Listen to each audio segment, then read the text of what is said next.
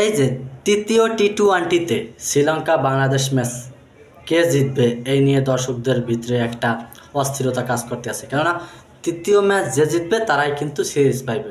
বাংলাদেশ টিমটা মোটামুটি কাজে একটা ব্যালেন্স টিম, শুধুমাত্র এই টিমের ভিতরে এখন দুইটা প্লেয়ার কি আমার মোটামুটি কায়দায় চেঞ্জ করার জন্য একটা করতে মন চায়, সেটা হলো তাওহিদ হৃদয় এবং মেহেদী হাসান মিরাজ। যদিও তাওহিদ হৃদয়কে নিয়ে কোনো কমপ্লেন নাই, কেননা সে পারফরমেন্স খুব ভালো করতে পারে, সেই সম্পর্কে আমরা আগেই অবগত হয়েছি। তার যদিও বর্তমান পারফরমেন্সটা শোচনীয় এবং তিনি কিন্তু যথেষ্ট ফর্ম হারিয়ে এখন বেকায়দায় আছেন, তারপরও তিনি নিজেকে ফিরে পাওয়ার জন্য অসম্ভব চেষ্টা করে যাচ্ছেন। বাকি রইল কে? মেহেদী হাসান মিরাজ। মেহেদী হাসান মিরাজ কি টি-20-র যোগ্য? আদৌ জীবনেও না।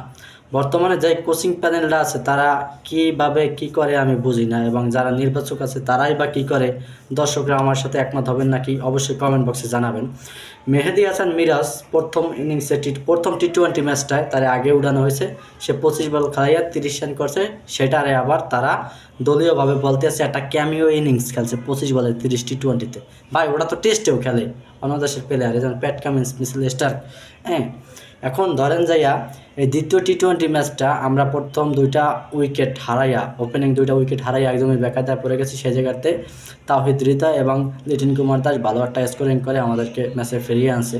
তারপরে 2 উইকেট 4 উইকেট পড়ার পরে উঠলো কে? তাওহিদ হৃদয়। কেন ভাই তাওহিদ হৃদয় কেন উঠবে? তাওহিদ হৃদয়ের আগে কি শামীম হোসেন উঠতে পারে না? জাকির আলী উঠতে পারে না?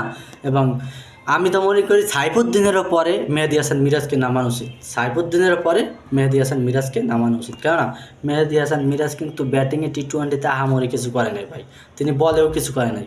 বলিং তার চেয়ে বরঞ্চ শেখ মেহেদী ভালো, আর ব্যাটিং শেখ মেহেদী আর Mehedi Hasan Miraz same quality.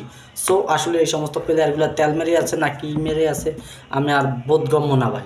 So এখন এই টি-20 তৃতীয় টি-20 ম্যাচটা জেতার জন্য আমাদের যে টিমটা আছে মোটামুটি কায়দায় সম্পূর্ণ একটা ব্যালেন্স টিম। এখন এই টিমের ভিতরে একটা প্লেয়ার ম্যান্ডেটরি পরিবর্তন দরকার, সেটা হলো মেহেদী হাসান মিরাজ। মেহেদী হাসান মিরাজকে যদি পরিবর্তন করে একটা প্লেয়ার আনা হয়, সাব্বির রহমান রুমান বা অন্য কাউকে, সো টি-20 টিমটা one of the best team হবে এশিয়ার ভিতরে পাকিস্তানের পরে। সো এখন আমরা বলতে পারি যে মেহেদী হাসান মিরাজের কি পারফরমেন্স বিগত দিনে খারাপ ছিল? না ভাই, মেহেদী হাসানের পারফরমেন্স সবসময় ভালো ছিল। তা হলো ওয়ানডে এবং টি-20-র জন্য। তিনি অনেকে বলে সাকিব আল হাসানের দ্বিতীয় কপি, কার্বন কপি মেহেদী হাসান মিরাজ। হ্যাঁ, সাকিব আল হাসানের দ্বিতীয় কার্বন কপি মেহেদী হাসান মিরাজ। সো সেটা হলো টেস্টের জন্য এবং ওডিআইয়ের জন্য। টি-20-র জন্য মেহেদী হাসান মিরাজ একটা ছাইয়া প্লেয়ার ছাড়া কিছুই না। সো মেহেদী হাসান মিরাজকে ছোটো করতে আসি না, তাকে টেস্ট এবং ওডিআইতে ভালো একটা সুযোগ দেওয়ার জন্য আমি জানাই, কেননা সে দুই ফরম্যাটের জন্যই ভালো। বলে বলে রান করবে, সো এটা টিমের জন্য বড় ক্ষতি হবে না। কিন্তু টি-20-র জন্য মেহেদী হাসান মিরাজ বিবেচনায় থাকার কথা না আমার মতে। এখন আপনারা কি কমেন্ট করে জানাবেন আপনাদের কি মতামত?